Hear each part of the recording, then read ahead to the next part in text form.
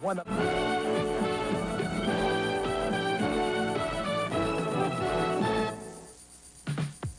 for the first time, the Super Teams will be brought to you from Key Biscayne, Florida, the site, however, of many previous Superstars encounters. Today, these events will be contested, ending with the always popular tug of war. And as well as a lot of laughs, money, much of it is on the line for these two 10-men teams. The winning bonus represents a $30,000 difference. Hello again, everyone. I'm Frank Gifford, and welcome to this, the 9th edition of the Super Teams. The Super Teams, matching the best from the world of baseball. That, of course, the St. Louis Cardinals, the World Series champions, and the best from the world of football and the recently crowned Washington Redskins, their victory in the Super Bowl over the Miami Dolphins. And over the series, there have been 4 victories by the baseball players. There have been 3 by the football players, and we have 1 this even. So we could pull it all even today if the football players can pull it off. Working with me today, well, they used to call him Mr. October. We now call him the Fallen Yankee, but he wears the wings of the Angels, the man who's hit 464 career home runs, none other than Reggie Jackson himself. And Reggie, I don't have to ask you who you might be pulling for here today. Are you a partisan baseball man? Oh, Frank, I don't know, but I think that I want to be realistic and honest to the fans that are listening today. You know, the baseball players, being a baseball player myself, I know that the most difficult thing to do, if everyone knows, is hitting a baseball. You know that. You're a football player. So I'm going to go with the George Hendricks and the Darrell Porters, who's the most valuable player of the World Series and the hot hand that he's got and had all winter. I'm going to pick the baseball players to win this. All right, that's a bit of a surprise coming from Mr. J. And also working with Reggie and myself will be Richard Todd, coming off his finest year with the New York Jets. He was 1 game away, the 1 game of flood down here in Miami. We're operating here in Key Biscayne, of course. And Richard, I have to ask you, you've had a chance to look at these Redskins. What do you think? Well, I have to disagree with Reggie. I believe the football players are by far the better athletes. I think the baseball players may be a little quicker because they have to run a lot shorter distance, you know, to the bases. But I think the overall strength program and also the long distance running, anything over 90 feet, whatever the distance from first base to second base is. So I have to go around, go along with the Mark Moseleys and Joe THEISMANNs. Okay, I remain absolutely neutral. I will tell you one thing, we're going to have a lot of fun. And we're going to watch a lot of great names from the world of baseball and the world of football performing.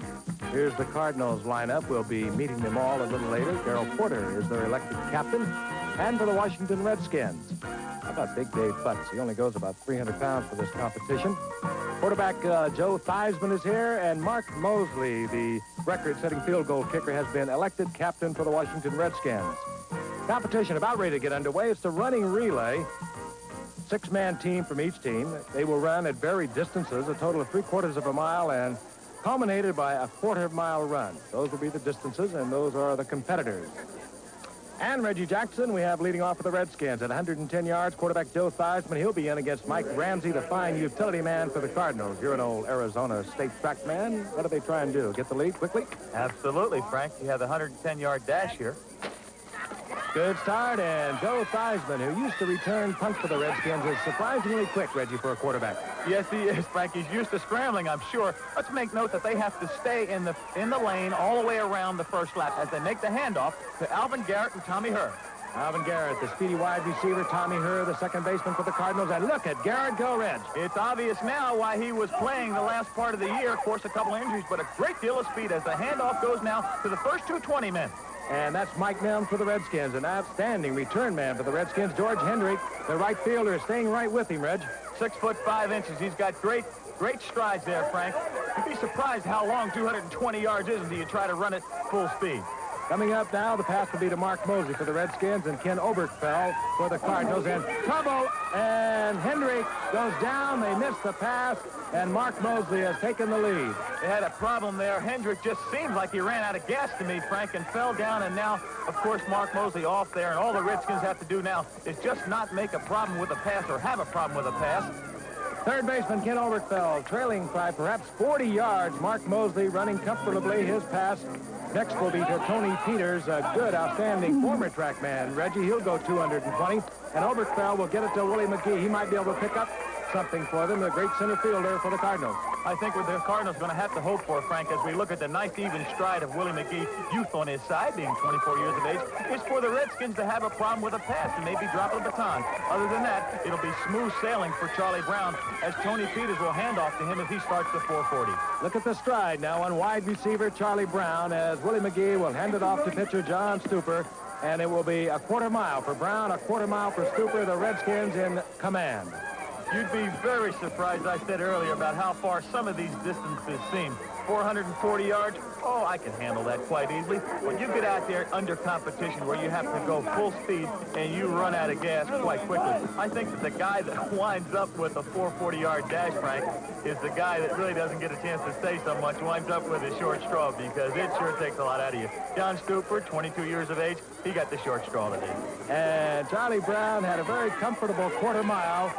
Barring anything we can imagine, the Redskins are going to win this first competition. Remember, $5,000 to the winner of each of the 7 events, $2,000 to the loser. Charlie Brown for the Redskins.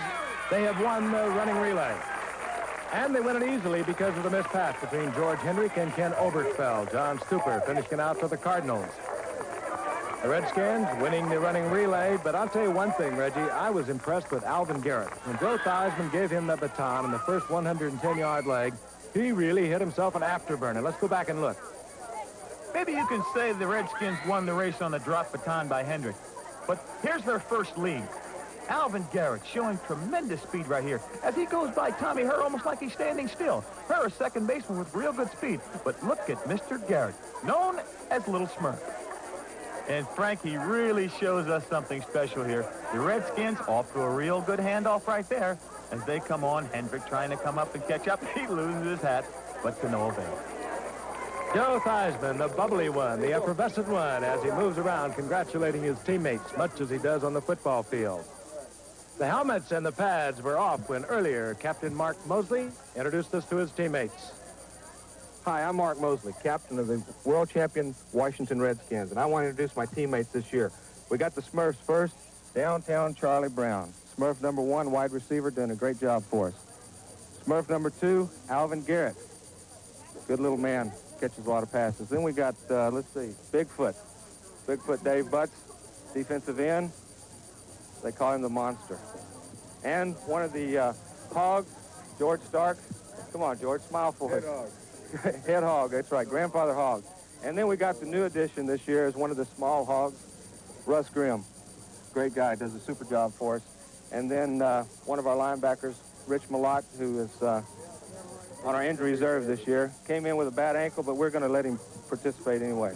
Then we got Mike NELMS, who is our return specialist, Pro Bowl 3 years in a row, doing a great job for us this year and looking forward to it next year. Tony Peters, defensive back, another Pro Bowler this year.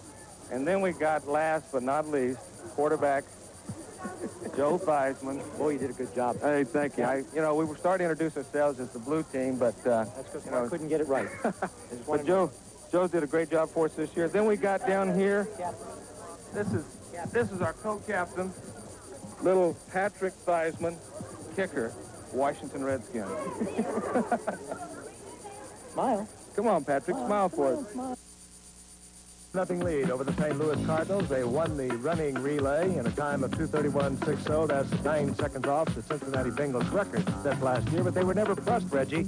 Because of the fall, George Hendrick tried to get the baton to Ken Oberkfell. Here it is. Frank, George Hendrick, to me, just seemed to run out of gas. Coming down that last stretch there, you could see his back starting to straighten up. His legs got wobbly, and he starts leaning forward there and just comes out of control, drops the baton, and falls, and luckily does not get hurt. He saves himself and doesn't get hurt with spring training only a week away. And that missed pass cost the Cardinals any opportunity they had of